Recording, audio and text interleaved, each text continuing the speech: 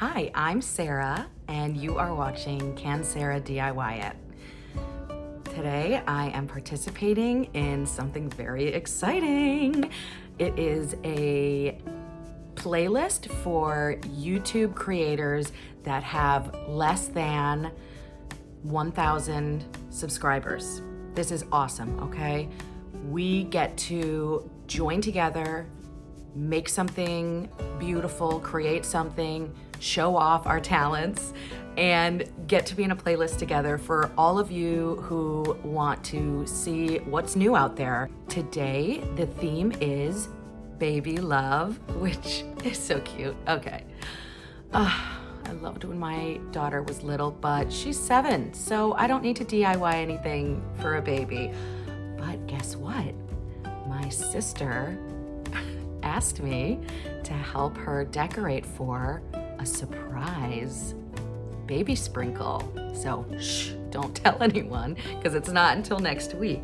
But I am going to show you a few DIYs that you can do to make a baby shower or a baby sprinkle extra special for that person that you love or care about. And I got the baby name and I have the nursery colors, and we're gonna go with it and we're gonna just kind of have some fun. So make sure you comment because I love getting comments. It's so exciting and I always reply. Have a wonderful time. Enjoy this video and let's go. I cut these banner flags out using my Cricut, but I wanted to show you a way that you could use a template to cut your own out. I have 2 sizes and I use adhesive, either a glue or you can use a double-sided tape to adhere them together. And you're gonna do that with enough to spell out the name and maybe a couple extra. I'm spelling out the name Preston. The colors I'm using are gray and navy. Now I use little baby clothespins that you can find at the Dollar Tree. And I'm going to use them to attach them to the jute twine. Honestly, I love this. I haven't seen it done before. Maybe it has been, but I just thought this was the cutest idea. And I think it makes this garland so special. I also like the idea that this is decor that could be used possibly in the nursery. As I'm putting this together, I'm spacing each one about 1 inch apart, and you can see I'm lining it up on the mat below. I did use 3 different gray and white print scrapbook paper for the top layer of the banner flags. And I cut the letters out of navy vinyl, but you could easily just use the letters that you can buy at the Dollar Tree or at any craft store. This is not a DIY that you have to have a Cricut for. I want to just take a moment and thank Broke Girl Aesthetics for hosting, and also 6 Kids in a Glue Gun and Arrows DIY for co-hosting. This is such a special thing to get all of these smaller channels together, and I am just so happy to be a part of it.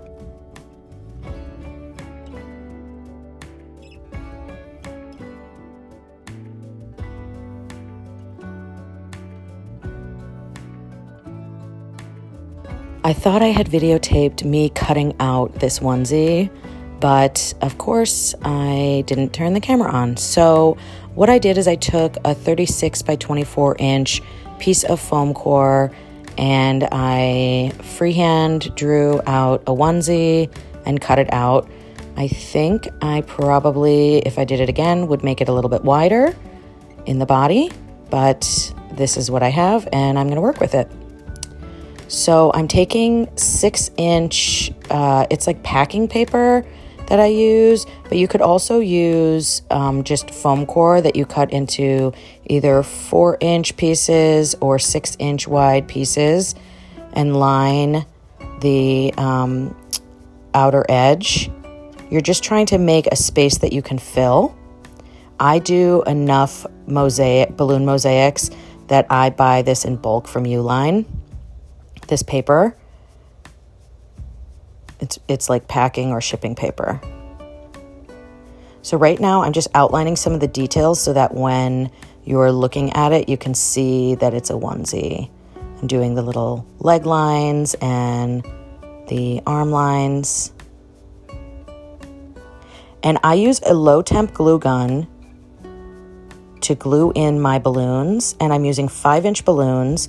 Now you can't get these at the Dollar Tree, I looked, but you can get them at Party City. I use Qualitex balloons, and they are much better quality than the ones that you can get at Party City, but the ones at Party City will do. So you want to get 5-inch balloons, and you're going to need probably around 100 balloons to do something around this size.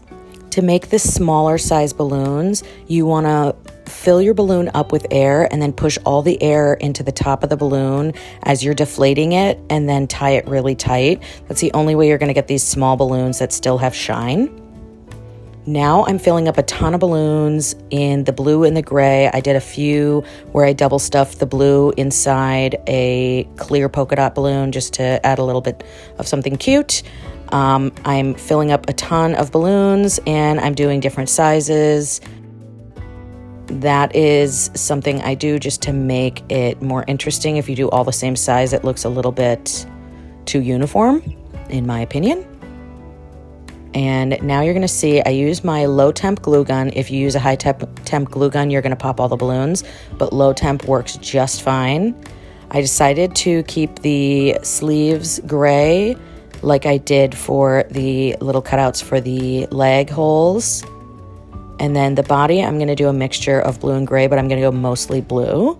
And here I am just placing sort of a bottom layer, and then I go on top and I'm just covering up the little white areas that you can still see. I'm trying to just make it playful and bubbly.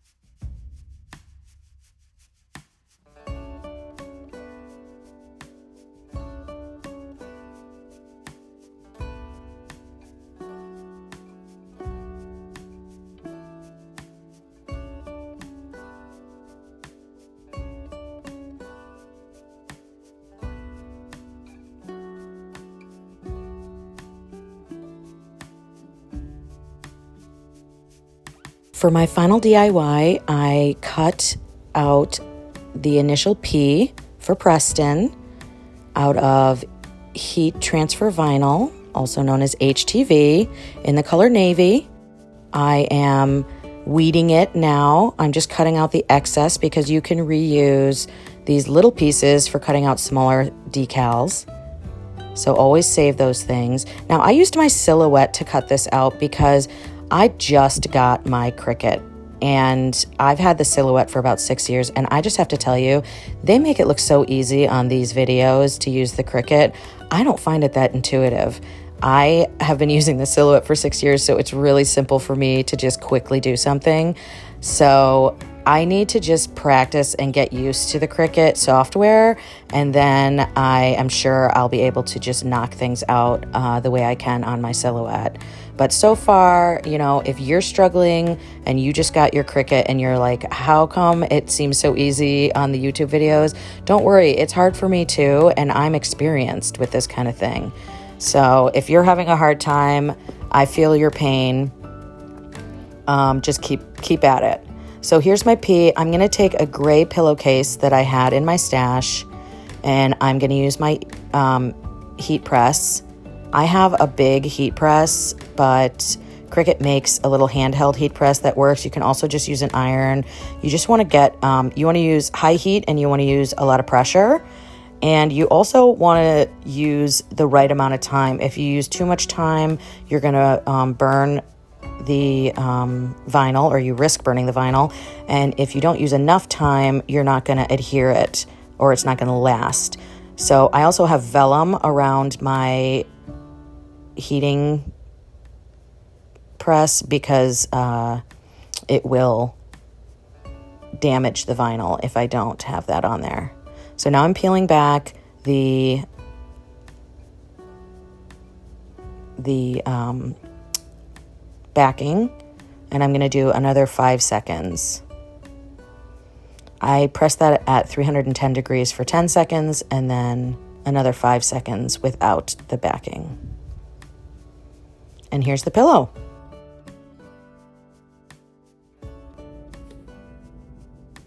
Thank you so much for watching. I hope you enjoyed those DIYs, and maybe it gave you some inspiration for an upcoming baby shower or sprinkle in the future. I hope that you like this video, and if you're not already, please subscribe and don't forget to leave a comment. I love feedback, or if you just want to tell me, hey, I just think it's so cool to interact with my subscribers. So yeah, have an awesome week and look forward to more videos from me this week. I've got one coming out on Tuesday and either Thursday or Friday. Bye. Bye.